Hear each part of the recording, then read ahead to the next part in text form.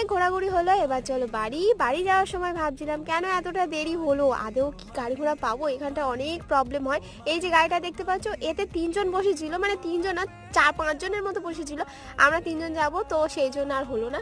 তারপর প্রায় আধ ঘন্টা পর আরেকটা গাড়ি এলো, তো তারপরে সেই গাড়িতে আমরা উঠলাম ফাইনালি। উঠে তারপরে দুটো গাড়ি পাল্টে এখন বাড়ি যাওয়ার পথে ভাবছিলাম যে তাড়াতাড়ি বাড়ি গেলেই ভালো হবে, কিন্তু এতটা জ্যাম যে কি বলবো, হঠাৎ আজকেরই অন্য টাইমে নাকি হয় না।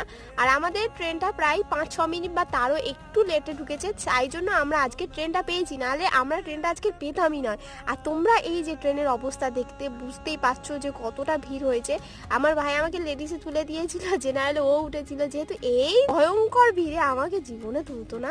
তো এখন চলে এসেছি আমার বাড়ি, আর বাড়ি মানে তোমরা জানো সব থেকে শান্তির জায়গা। আর আমি সত্যি বলতে এখন প্রচণ্ড খুশি। এখন যাই আমি বাড়ি, তোমরা চ্যানেলটা সাবস্ক্রাইব করে পাশে থাকবে। টাটা।